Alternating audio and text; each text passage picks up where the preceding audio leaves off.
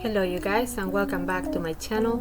On today's video I'm going to show you how I do my style of pumpkin soup and Zuppa Toscana. I'm going to be cooking both soups at the same time.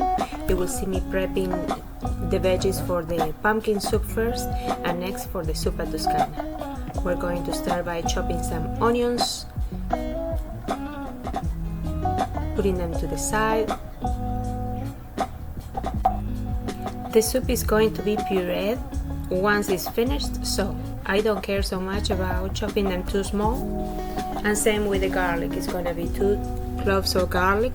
We're going to add them to the pot once the onions are sauteed.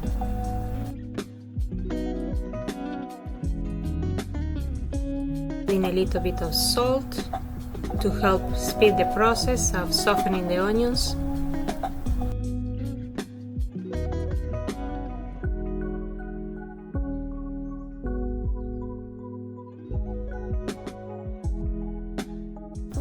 It's important to cover the pot for the steam to help. This is gonna be around 40 minutes. It's a lot of onions. Next, we're gonna be chopping the celery. Don't forget to wash your veggies.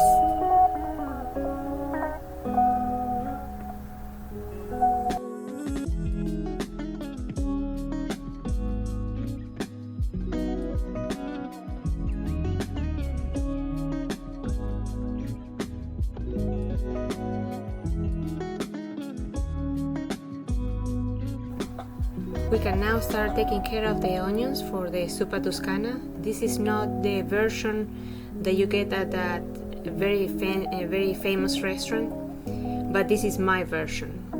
I don't put any cream, this is a healthier version. Here I'm washing the kale. You need to remove the ribs from the inside, that's the toughest part of the kale. Make sure you wash your veggies very well.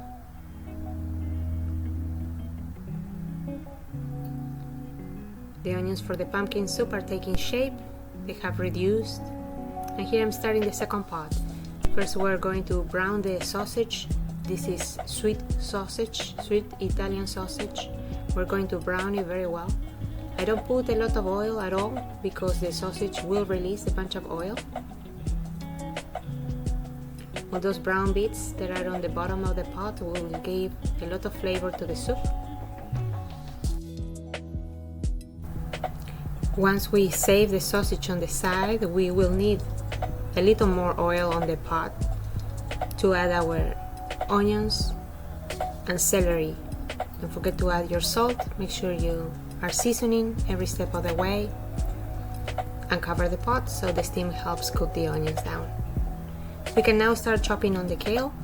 This will be bite-sized pieces of kale. They will keep their shape pretty well, so you don't need to keep them very big or very small. On the pumpkin soup, I think it's time to add the garlic now and some seasonings. The soup is supposed to have some sage. I did not have any sage. I used thyme instead, and pumpkin puree.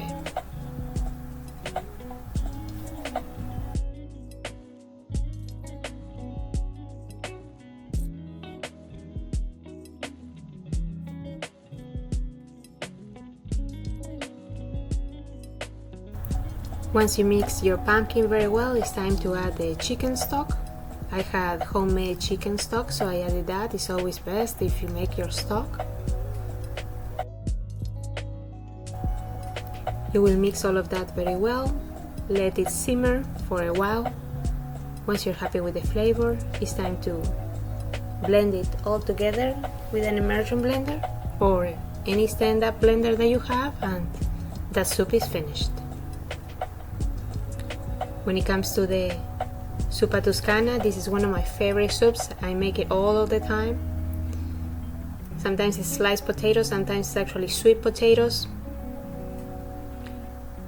And as you can see, once the onion and celery is softened, I will add the potatoes, I will add the sausage back, I will add the kale and the chicken stock.